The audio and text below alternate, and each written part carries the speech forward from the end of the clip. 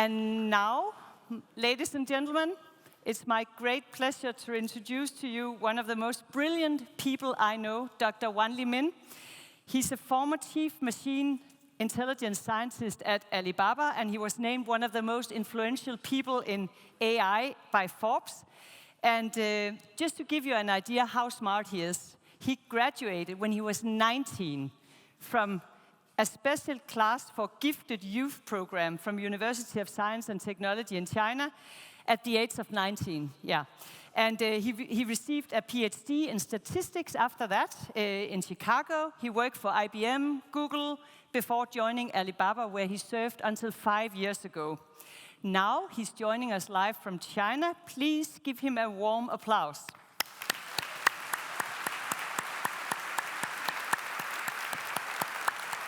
Hello. Hi, Christina.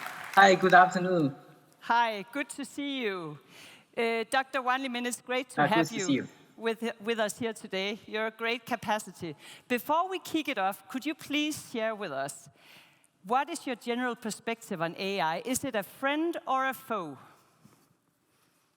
All right, thank you very much. It's my pleasure to have this opportunity. So first of all, it depends. It could be friend or it could be foe. All depends on when the AI can be applied to the right context to solve the right problem. For example, if we put AI in the context of manufacturing and to help us to improve the productivity, and it could be our friend. But if you put AI in the gaming or casino business, it probably is not really the best friend of mankind. So it all depends on how we use it, whether we can hold on to our true principle. And the technology is not at blame if somebody misuse or abuse the technology. And that's no exception for AI as well. Yeah, and I know you think it should be regulated. You mentioned to me like nuclear. Why is that? Yeah. Why is that? Yeah, because if we realize the power of AI, is how disruptive the AI power could be to the society, and we would understand it's inevitable and it's imperative for the government and the politician to introduce legislation to regulate AI to the right context for the application. And the regulation is not for the purpose of to control or annihilate this technology. Rather, with the regulation in place, if a well-designed regulation policy is in place, it can actually encourage and accelerate the adoption of AI to almost every sector of industry. Currently, with the lack of regulation, people are kind of scared of how impactful or maybe adverse impact it can make to the society. Now, with the legislation in place, and the people will rest assured when they apply the AI. And when the developer, the engineers develop an algorithm for AI, they follow the rule, again, with the principle defined by the regulations, and they know that this is going to be adopted by the mainstream industry players. So I believe at this stage, regulation actually is a good thing for the AI mass production and mass adoption. That is a new perspective for us here in the EU, I guess, because we tend to think, a lot of people tend to think that it actually limits innovation a lot. I mean, some people fear that it can limit our speed of innovation, our ability to be innovative. The US has a lot of innovation going on, and the EU loves regulation, although it's not implemented yet, which is kind of crazy. So it is actually a cowboy land in EU now for some parts of AI. But where would you say that China stands in terms of regulation right now? I believe China is somewhere in between, right in the middle, because in the early stage, when AI is still like a baby, it's an infant, and the government actually introduced a lot of policy to encourage. At that time, at the infancy stage, the government encouraged people try to adopt and explore AI. They try to inspire the technical community to develop more algorithm for AI. That's the early stage. And gradually, as the time goes on, when the AI grows strong enough, and it shows important, is strong for impact and great potential, and then government realize if somebody misuses the AI, it could do a damage to the society, and then government gradually introduce regulation. But again, the regulation is trying to do a positive white list. It's a white list of area where government try to encourage, again, with a subsidy, even subsidy by money, okay, to encourage people apply AI, projectile AI to that specific industry sectors. And that means inadvertently, implicitly, that means any sector not on that list probably has a lower priority. With this, I call this a soft regulation. With this soft regulation from Chinese government, the AI gets even further acceleration towards the more focused industry sectors. So that's why you see that recently, in the past 4 or 5 years, the Chinese government invests billions of dollars to the reurbanization of the big city, mega city. They call it smart city 2.0. And also the digitization of the traditional manufacturing to the AI manufacturing. So with that clear focus and the target of AI, the government's so-called regulation in China actually is another way of encouraging and subsidy. Yeah, I guess that's where China is very different from the US and the EU. The point that they actually try to make it very attractive to use AI in manufacturing and in smart cities to upgrade the use of resources, gas, coal, etc. in the big cities by using AI. We'll get back to that point. And yeah, as you mentioned, you can have subsidized. You can actually have a lot of support from the government if you target those specific areas. But if you make some kind of deep fake app that can make me speak 50 languages in 3 minutes, you probably cannot use it in China. So if you know the app called AI, right? If you use that app, it's actually now based in the US because the startup from China had to go to the US to actually get allowed to use it, to launch this app. So they were limited because of regulations in China. But Doctor, why are Chinese companies so far ahead in actually using AI? The practical use of AI. Is it a cultural thing? Is it because of government subsidies, or why is that? I think the fundamental root cause is about the very rich industry landscape in China, from the manufacturing, agriculture, and also the internet, the e-commerce, as you mentioned earlier. Okay, and the market is huge. There are so much potential with the AI infusion. That's why a lot of AI companies, they were attracted by the use case scenario. That's first. Okay, I call this magnet, the attractive force from the market itself. And second, the government side. The government tried to use the policy as a stimulus to encourage this process. And the third is about the culture. Why? Because, and we all know that China has a history of several thousand years, and very unfortunately, it completely missed the industrial revolution, right? From the 18th century, 19th century, 20th century earlier.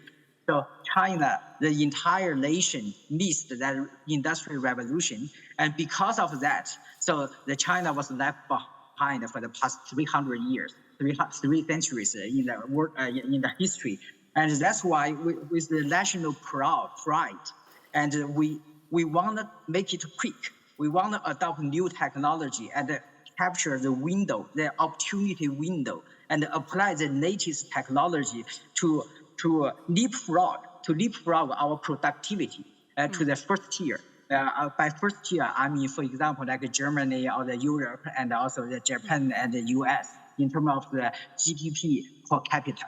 So that's why. So in the past 40 years, and 2 generations of highly educated PhD students, college graduates, they actually back and forth, they do this one by one, and one sector to another sector with AI, with IT, with internet, with e-commerce, mobile internet. You can see that almost every buzzword in the past 4 decades are completely adopted and captured by the Chinese society and the Chinese market and the Chinese government. I think from overall high-level summary, the national pride, the culture is the driving force, with the mechanism, which is the subsidy policy, and also the size, the magnitude of the market is a compounding factor to basically inspire the growth. Yeah, no doubt that this humiliation of several years and the 300 years with lack of innovation and missing the first industrial revolution for China and all that is a really strong force that wants people to go higher, right? I mean, to do more, and there is a lot of hunger in China that creates a lot of innovation for sure. When we met in April in China, you told me about your new project in Jinan, and right now you're actually in your office in Jinan, which is in Shandong province in the north of China, a city of 12 million people, and you are building an AI smart city brain for that city. Could you just explain to us what is the purpose of building an AI smart city brain? Okay, so a little bit of geographic background. The Jinan city, as you mentioned, the population is 12 million. It's about 200 miles south of Beijing. So basically, in the winter, the entire city has a centralized heating system. It's a centralized heating system. Like in the US, probably it's just per family, right? It's highly distributed. But in China, in Jinan, so the city, the heating system, the pipeline, the total length of the pipeline is about 10,000 kilometers. 10,000 kilometers, that's the entire length of the pipeline.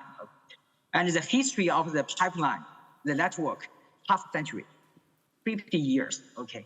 Now, every year, every winter, with the 4 months of the heating season, the city invests about 10 billion Chinese yuan in terms of heating. 10 billion Chinese yuan is about 1.5 billion, 1.5 billion US dollar. Same in krona, yeah. 1.5. Yeah. Yeah, the Chinese yuan and krona is the same. Yeah, sorry. Yes? Can you hear us? Okay. Good. Yes. So, yes. The system is quite old. It's quite old. So in the past, the operation is highly dependent upon the technician's personal experience. And we all know that the old generation of technicians, they retired. But the new generation of workers, they do not want to go to traditional industry. Why? Because they want to go to internet. They want to do the mobile e-commerce, all this mobile gaming stuff. So with the retire of the old generation, the knowledge, the domain expertise actually is at risk. So that's why we introduce AI brain, trying to inherit and unleash the hidden pattern behind the data. Under this knowledge, the entire network, we acquire the data from the past 10 years for every operation. So the pressure, the heating, the volume, the temperature, all this stuff. And you put all this data together. And then we do the AI, like the neural network. We identify the hidden intrinsic relationship between different pipes, and look at how we do a coordinated. I call this coordinated AI master to do regulated. It's kind of regulated overall control at the time of cooling. The cooling wave is arriving. Say, for example, temperature is going down 10 Celsius tomorrow, and now tonight I have to heat up the entire pipe. But with the heating up, it's going to cost more money. And when should I start the heating up process? It all depends on experience in the past. But now with the AI in place, it will calculate and do exact piecewise operation by AI. So with that with that AI in action, we were able to save the energy consumption by 3% in the past one season, which is ended just 3 months ago, March 15. So we just did the first version, which is a version 1.0, and now we are working on version 2.0. We are going to cover the entire city. The first version only covered half of the city. And with the deployment to the entire city, and we will also cover not only the heating part, but also the LNG, which is a liquid nitrogen gas, natural gas, which is the cooking gas, So again, with the cooking gas, we have 200 household users, and you can see that the magnitude is huge. So any 1% improvement is going to be a huge savings. So that's why we believe AI has the biggest potential of value creation in the most traditional industry sector, which is underground. I call it the underground foundation of a mega city, which is a critical infrastructure, the pipeline, and all this control. Now it's controlled by this AI master. This is a very good point to take away. I think that AI has the greatest potential in very traditional industries. And I've seen some of the pictures from Jinan, this city where you're trying to make the whole heating system much smarter. It's very old equipment. Some of it is like 40, 50 years old with big red handles and all that. But by applying all those sensors and AI and data analytics, it's possible to use this old equipment without buying any new equipment except from those sensors, which is really, really interesting as an investment for a big city with a growing population of older people, etc., just like we know in Europe. So the big question for you now, Dr. Wanli Min, is how to make a smart company. Because you are creating a smart city and you're trying to control and optimize the flow of energy, right, for the whole city. But what about a company? How do you do that?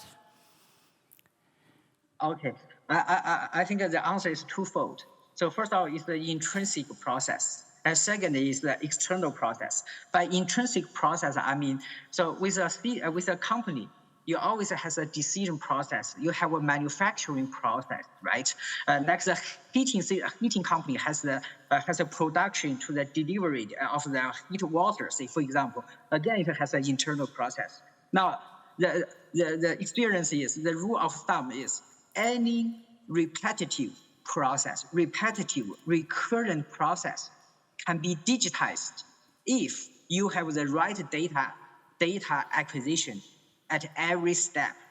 And second, once you have the data accumulation, you accumulate enough data, and those data is going to be faithfully reflect the underlying, the hidden pattern, intrinsic relationship between your upstream and downstream decision processes, all the manufacturing processes, the procedures, for example.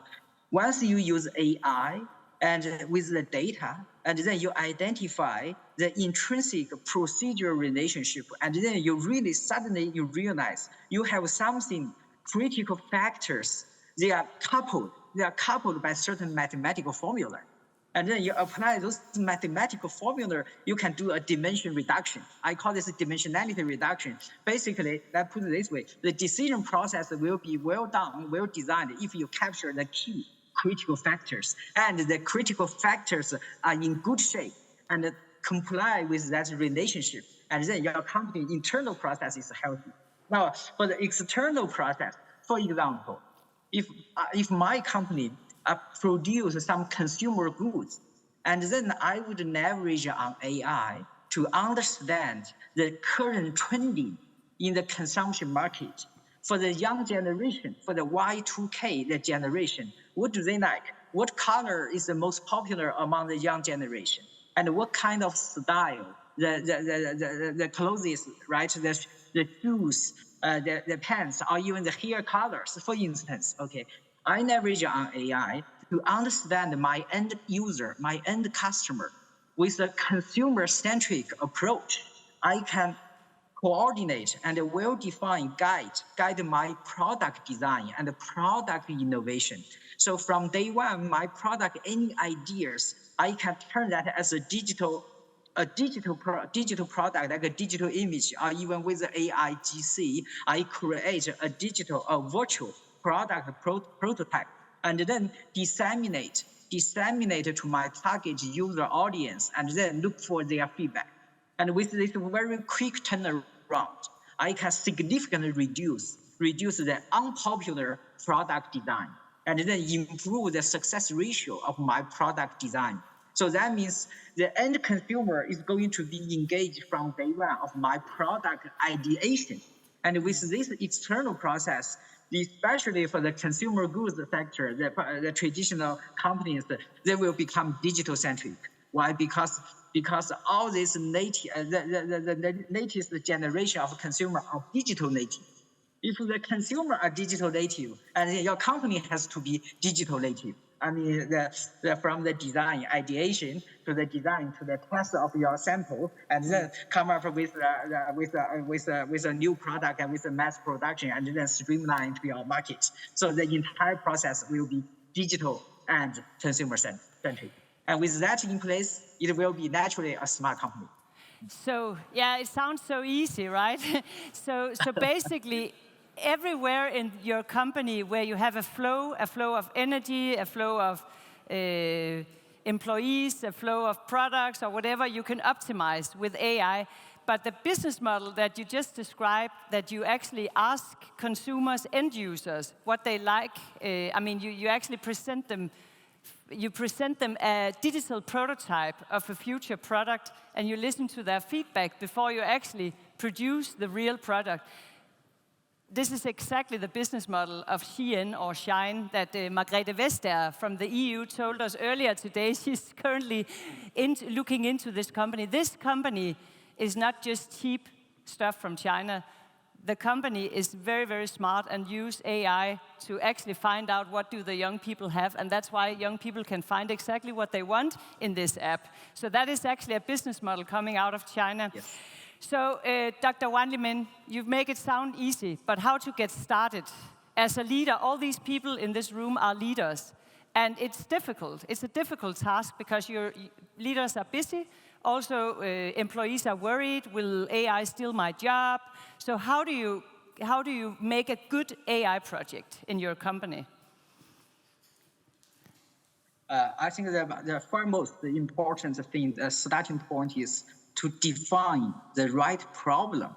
Let's talk about problem first, AI second. A common mistake people used to make when it comes to AI is trying to AI first, and then you hire a PhD and then a professor of AI, and then you do whatever you want, and then try to do explore. But at the end of the year review, you see, oh, it's so expensive without any tangible impact, and then you just cut it off. This is a very common mistake. Now, I would suggest or recommend, first, you define the right problem. What do I mean by right problem? So first, it has to be business measurable, with the business goal measurable KPI. It's a tangible business impact KPI. For example, revenue increase or productivity increase, for instance, okay? And second, you need to identify an industry expert working together with the AI team. So it's very important. Det er the Chinese firewall. Det tager lige et par sekunder, så kommer... Ja. Jeg plejer lige at... To introduce the domain expertise. I call this subject matter IT. You have to repeat that last sentence because you just blurred a little bit. Can you hear us? Oh, we might have to call... Ja, vi er nok nødt til lige at ringe op igen. Can you hear us? Hello? He's still here. Yeah, we can hear you again. Thanks. It was the firewall from China because our connection is really good here. Okay. Yes, so, because I was using, I'm using Zoom, and there's a firewall in China, so that's why sometimes the traffic is a little bit regulated. Okay, yeah. A little bit regulated. Let me try to... a little bit regulated, yeah. Okay, A but little bit. your So, last point was basically, you have to cooperate with the industry experts. So if you are a manufacturing company and Yes. you have some very experienced Yes. older employees who are not into new technologies at all, but you say you should include these people in your AI project. Why is that? It's crucial. It's crucial because those old technical experts, I call this subject matter experts, SME. They know all these TD details. They know where is the roadblock of the original process, the old process. So basically, they are navigator. They are navigator for AI masters. So without those navigators, the AI master would spend a lot of time trying to look around and trying to identify where the problem is, where is the most critical problem is. So that's why the old technician, the SME, could be the navigator to save a lot of exploratory effort. I take an analogy. For example, for a sniper, you need an observer. The observer look at the target, and then the sniper just shoot. So AI is the sniper, and the observer is the SME.